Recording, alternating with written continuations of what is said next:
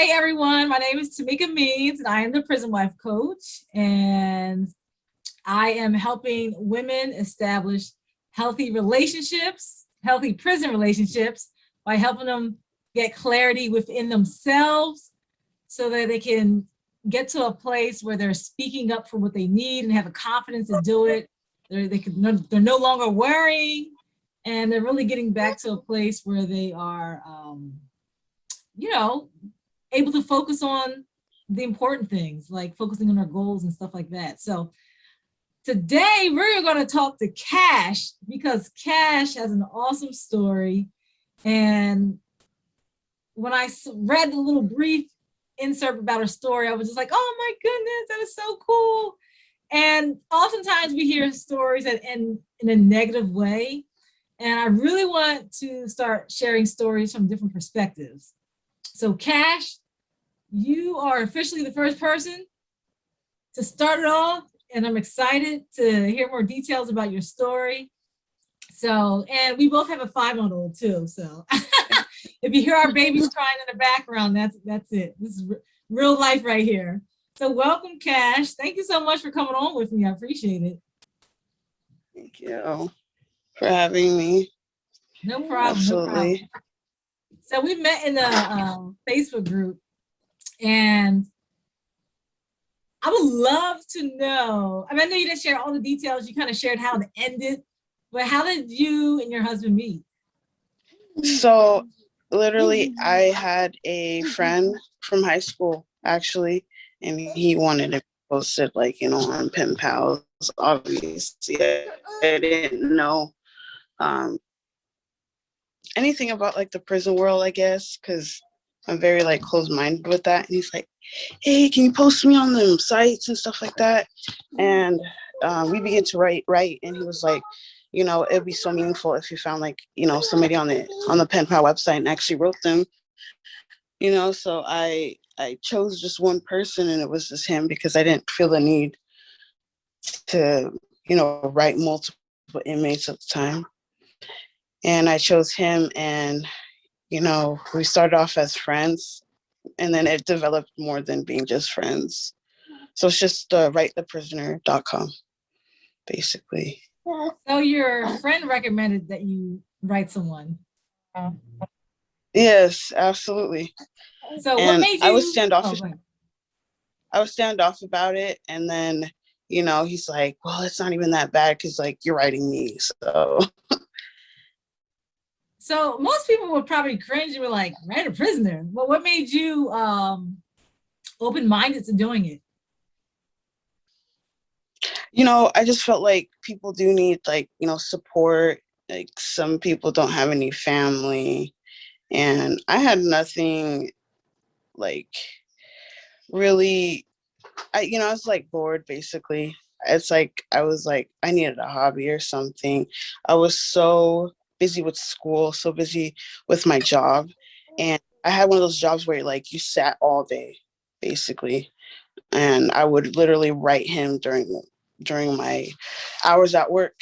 And then when I was done with school, basically that's what my life revolved around. It's like a cool hobby, basically. But then I learned, like, there was more to it. It's not just, wow, I'm writing an inmate just for, like, the fun of it. It's like, wow, you have to be, invested and be careful, like, really careful with your feelings with this.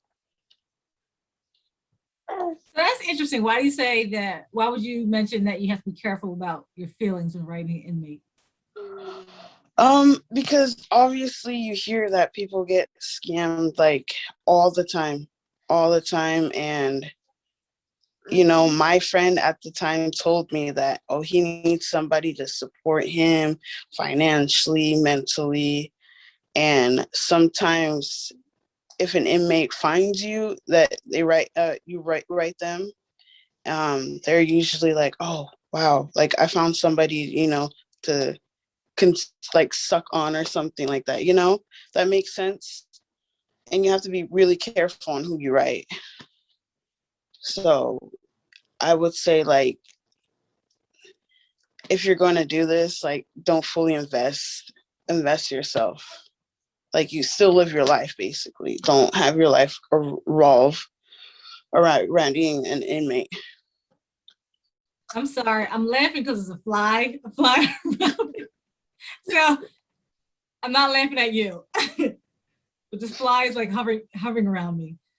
Um, didn't that happen to Trump? I can't remember who that happened to, but anyway, whatever. So you sound like you were already kind of aware or had some type of awareness about some of the dangers or risks that do involve getting Mm-hmm. involved, say like having a prison pen pal, because that kind of stuff Yeah. does happen. Yes. So that's good. So when you started writing him, it Mm-hmm. sounds like you didn't have any expectations. Is that correct? I not at all. Like I was just, it was just,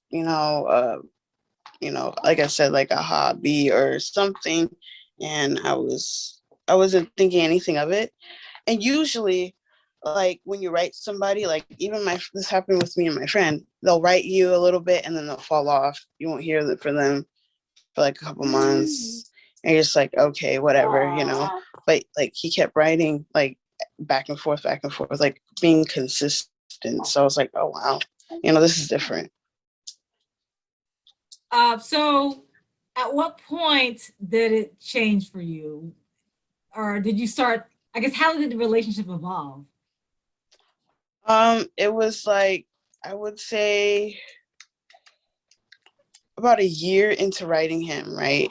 I would say that we developed feelings towards each other. And I was like, should I really do this? I had a previous relationship and I told myself I'd never lose myself the way I did in that last relationship with this one. And I let him be known that, if we're going to do this, like, I have high expectations, like, any wrongdoing, like, I'm leaving. I'm not, going to stick around if name calling or, stuff like that. I have no regards for that. Like, I'm leaving. In the past, I would have stayed, but that last relationship had taught me what to look out for in this relationship. Now that's interesting. So you had a history of a previous relationship where you got lost and kind of lost yourself, which is often Yes. something that happens during prison relationships. But because you had that Yeah. experience, you were like, I'm not going through that again. So I love the fact that you, right from the start, when you started having feelings, that you were like, these are my expectations, and I expect you to follow them. And if you don't, I'm gone. Yes, That is, absolutely. yeah, that's what's up. So you mentioned that one of your expectations was, it sounds like respect. Yes, respect, honesty, loyalty, um, stuff like, the basics. Mhm. Um, learn, like, I have a daughter that is not his, but, obviously she's his now.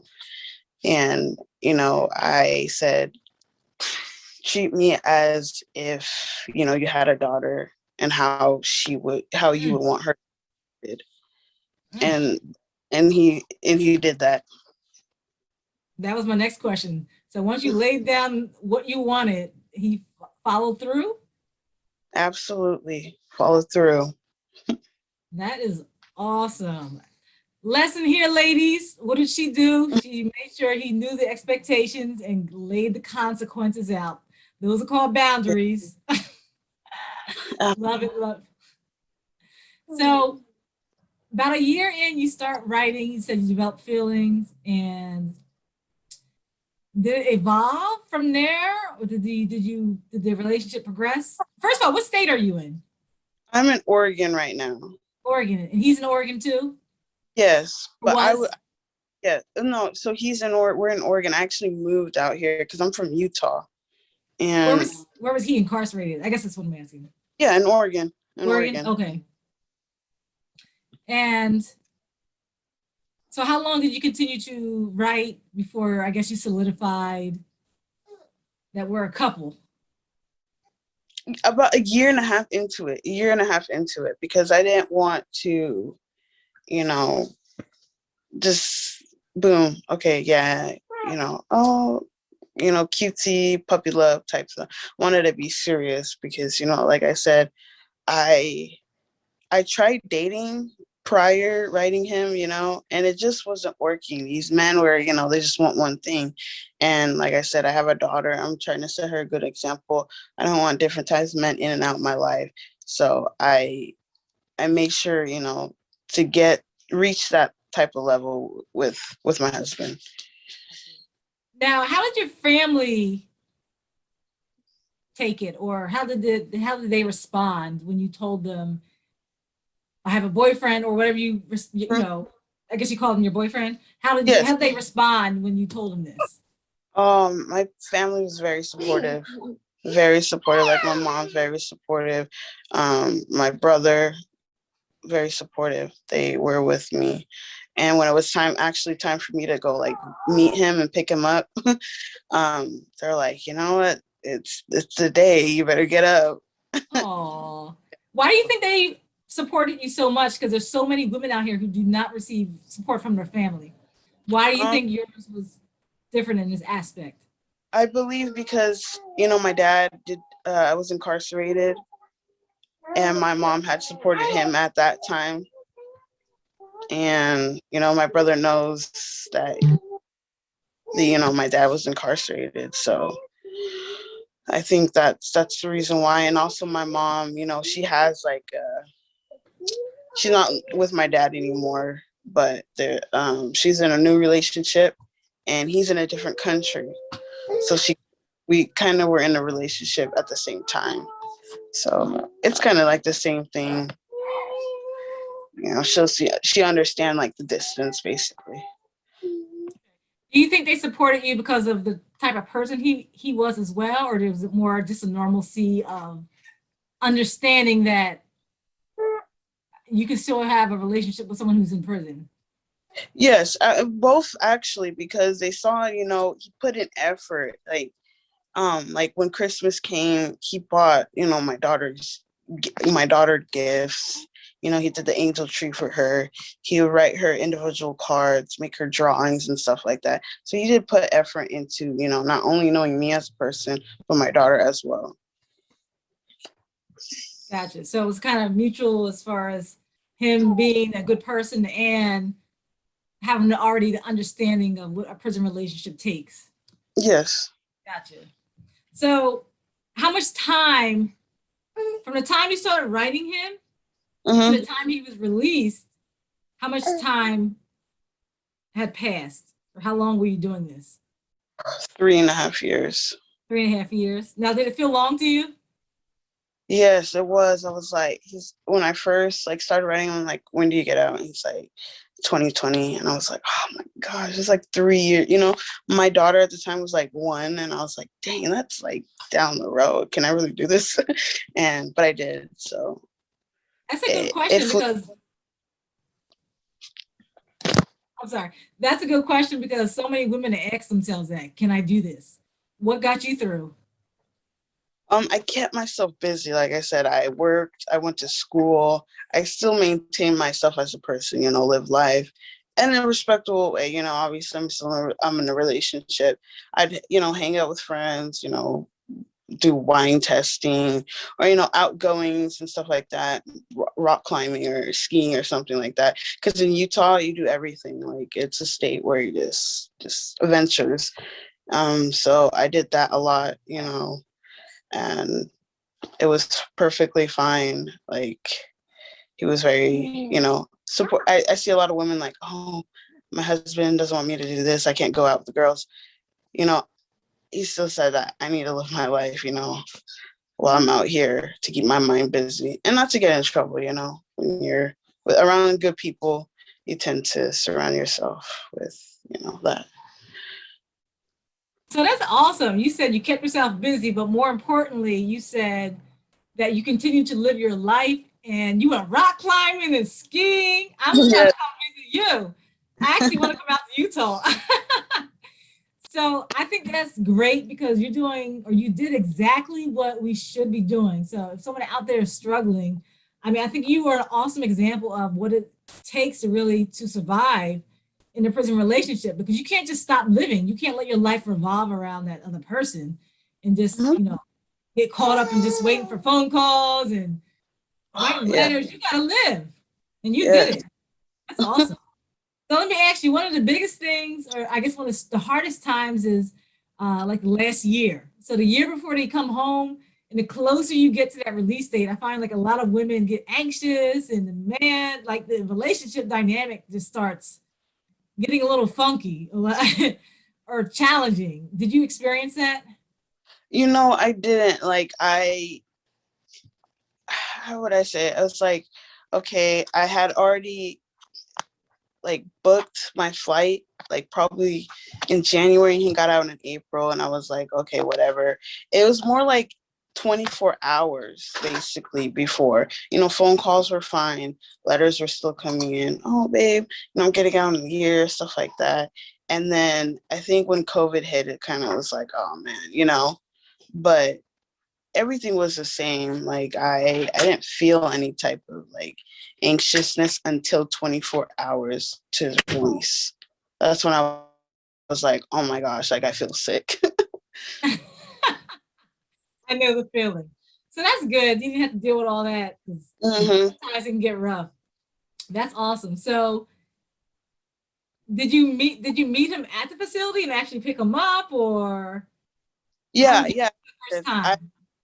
so I actually was really late. I felt so bad because like my rental wasn't working, and he had told me to go to a different prison to go get his like mailing stuff. And so I went there, and like he said that the story's kind of funny, but like I was there to greet him, with his family and stuff like that, and they all hugged me, and I'm like looking for him because like I really I knew how he looked like. I only had one picture, and I was like, okay, so, and they wouldn't let us inside with the COVID, and he just came out and was like, here I am. And I was like super nervous. Like I was very nervous. I was like, I didn't even know what to do. I didn't know if to kiss him or hug him. And like his cousin pushed me. He's like, are you too good for him? And I just gave him a kiss, and it was good. It was good. So it sounds like his family really took to you. Yes, yes. That's good because there are some women that are getting the headache with the family on the other side. I know. It's just my mother-in-law's thing. Even though she doesn't speak English, she's just so kind-hearted, very Mhm. kind. Oh, that's awesome. You just really got a good, like, all around experience. I mean, not all around, let me not say that, but like some of the things that really plague women in this position, fortunately, you didn't have to deal with so much of that, like the major Mhm. stuff. But I'm sure you still dealt with the lonely nights, feeling that Yeah, way, wanting to be home, things like that. Um, it was. I'm sorry to cut you off. It was like so hard because he did 16 months in solitary confinement. So that means no phone calls, just letters. And it was hard, like, not to hear his voice or, those phone calls, because women are always like, oh, my phone calls and stuff. I didn't get a phone call for 16 months. So, yeah, it was hard. yeah, I've never had to deal with that. I can't Yeah. even imagine. For me, like it was more convenient for me to just do the phone calls as opposed to a lot of letter writing. So I hmm know that would have been a burden on me because I was going from place to place and single hmm mom. You were a single mom Yes, as well, so you understand. Wow, but you made it. You made it. That's awesome. So he's home now. we live together right now, but um, I'd say a month after he was released from prison, he had his that I had a lease in Utah, and we were going back and forth. It was expensive and stuff like that. And once my lease was done, I moved to Oregon, and here I am. Sorry, I missed one thing you said because the little one here was talking to me. But you said when he first came home that you guys lived separate. Is that what you said? Yes, yes. Oh, okay. Was that a decision you made together? Because that's another thing. Like a lot of times, people have to make a decision. Do they parole home to a loved one, or do they do it with family? How'd you guys handle that situation? So the time I was living in Utah. I only came for a week to Oregon, just to be with him. And then I had to leave to go home. And I stayed in Utah for about a month. And we were, at that point where we were trying to have a baby. And I'm like, I need you here. And he had, decided to come to Utah. I actually picked him up and he came to Utah with the approval of his parole officers, but his parole officers like, you know what, I can't keep approving you for these travel permits, so you got to figure it out. So he had to actually stay in Oregon while I finished my lease in Utah. And that was really hard. And that's what I said, when the real test happens, if you know what I mean, it's like, is this person, gonna actually stay with me even though they're out and I'm in a different state?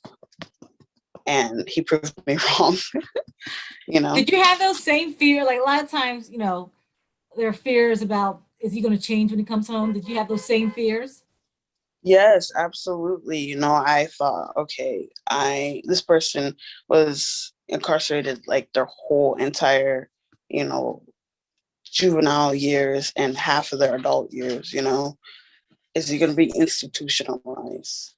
And, there's, minor issues that I had to deal with, getting him the mental health resources that he does need, which has to be right away. Like, if I would recommend that for anybody, immediately get some mental health resources for yourself, as an individual.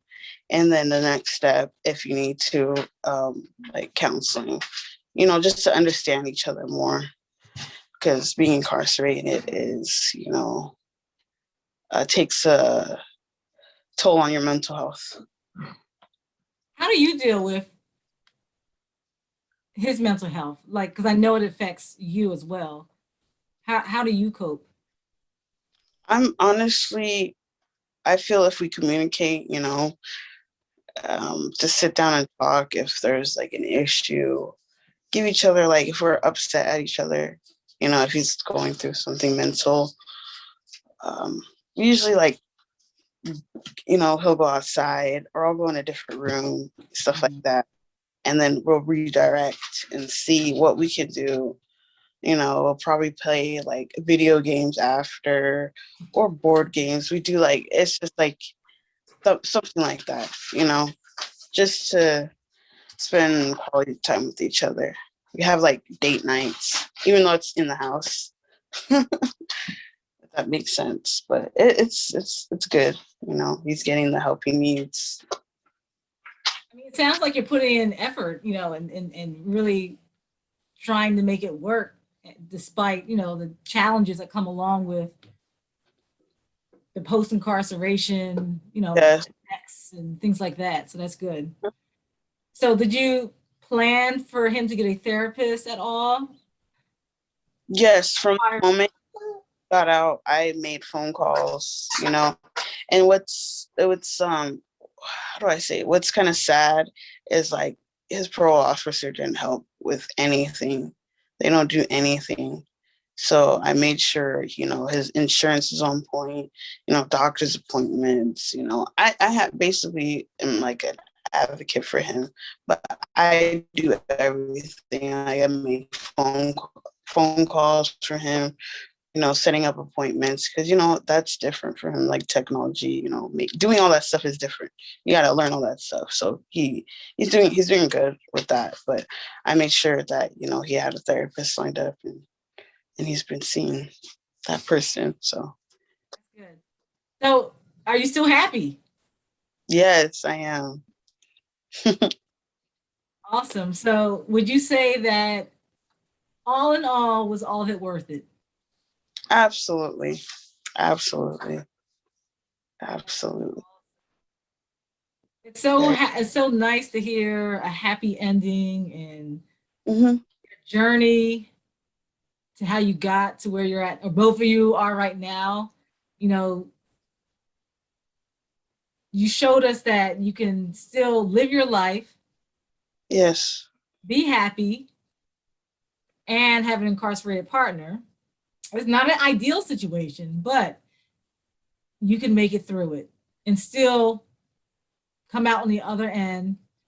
It'll be challenging, but it's still possible. Yes. And that's Absolutely. what you're proving.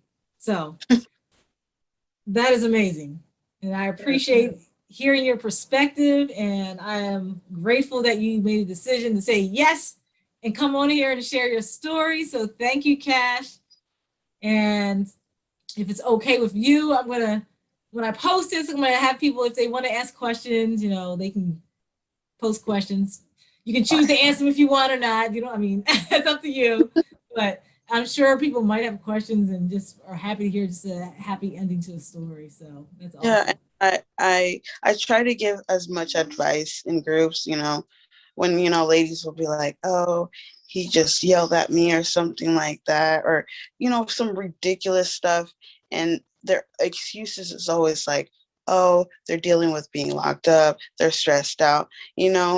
My husband had told me, how it is to be inside there. It's like, yes, you deal with that, but if someone that you truly love is not going to treat you like that, they're not going to, does that make sense? And I try to, and he's like, you need to love yourself before you love somebody else. So he found out he needed to love himself in there, despite everything, he has to look over his surroundings and everything. But as long as we communicate, there was no like, oh, F you, or this, that, put that, it was nothing like that. What I see when people like post their JPay letters and stuff like that, or this, he hangs up on me or he blocks me. To me, that's absolutely childish and you shouldn't deal with that. Like me, I'd be gone. Like I already dealt with that in the past and I already know I don't want to deal with that. It's just like we both know that I if think it's going to that's be like that, you shouldn't, if you love somebody like them like that at all, point blank period. amen. I'm feeling you on that. We're gonna end it right there. Take that Yes, advice, ladies, because that's absolutely. how if he just like she said, if he loves you, he's gonna treat you a certain way. Yes, absolutely.